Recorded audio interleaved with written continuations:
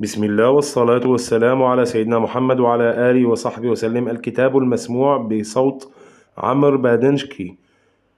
عنوان الكتاب: إلى أبنائي وبناتي 50 شمعة لإضاءة دروبكم، للأستاذ الدكتور عبد الكريم بكار. لقد وصلنا للشمعة 30. المثابرة تصنع العجائب. لو تصفحتم يا أبنائي وبناتي سر عظماء الرجال وعظيمات النساء لوجدتم أنهم يشتركون في عدة من الصفات والعادات الحسنة التي جعلتهم عظماء ومتميزون.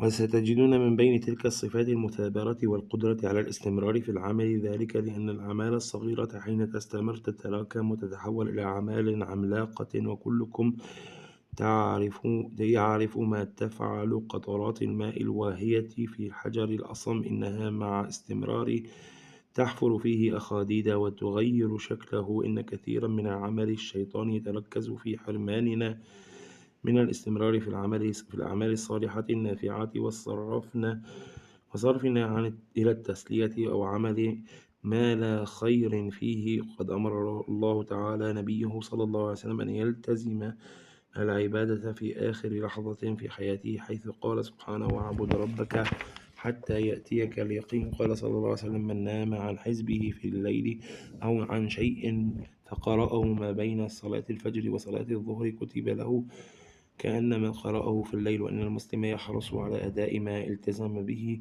من التنفل والتطوع في ليله، فإن فاته شيئا لأي عارض فإنه يبادر إلى قراءته وأدائه في الشطر الأول من النهار، ليعلن بذلك أنه لم يهزم ولم يتراجع، وأنه قادر على استدراك ما فاته في أقرب وقت.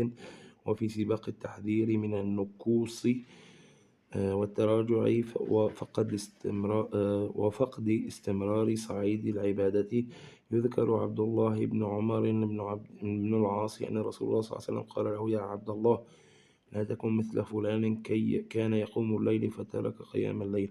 ما الذي يعنيه هذا بالنسبة لأبنائي وبناتي؟ إنه يعني الآتي: عودوا أنفسكم على طلب المعونة من الله تعالى في كل شيء من شؤونكم. على كل واحد منكم أن يرتب نفسه على مهمات يومية على صعيد العبادة والقراءة والإنجاز بعض الأعمال النافعة، ليحاول أن يكون ما يلتزم به ضمن طاقته وقدرته، وليحذر من الإكثار حتى لا يقع في العجز والسأم، حتى لا يجد في نفسه موسغا للانقطاع.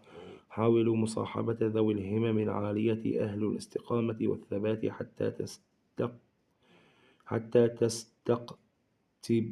حتى تقتبسوا من عزائمهم وقاوموا وساوس الشيطان لكم بانقطاع عن العمل، وجاهدوا أنفسكم في ذلك، والتزموا بقضاء ما يفوتكم من ساعات القراءة والعمل التطوعي، ذلك من باب تربية النفس وحملها على عزائم الأمور. ورتبوا على أنفسكم بعض العقوبات الشخصية حين تقصرون في أداء ما أنتم ملتزمون به، كأن يقرأ الواحد منكم مدة ساعة ونصف مقابل إهماله في القراءة مدة ساعة.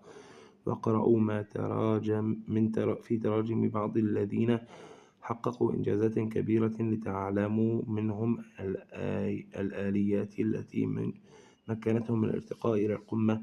ولا تتحدثوا عن قرباتكم إلى الله تعالى أمام الناس حتى تحصنوا أنفسكم من الرياء. انتهت الشمعة 30. جزاكم الله خير، حفظكم ورعاكم، وسننتقل إلى الشمعة 31 بإذن الله في فيديو آخر. ولا تنسوا الاشتراك وتفعيل زر الجرس ليصلكم كل جديد. ولا تنسوا التعليق باسم كتاب تريدون سماعه واسم كاتب تريدون قراءة كتبه كاملة. شكرا لكم ولمتابعتكم الرائعة، وإلى اللقاء في كتاب آخر بإذن الله، والسلام عليكم ورحمة الله. لا تنسونا من صالح دعائكم.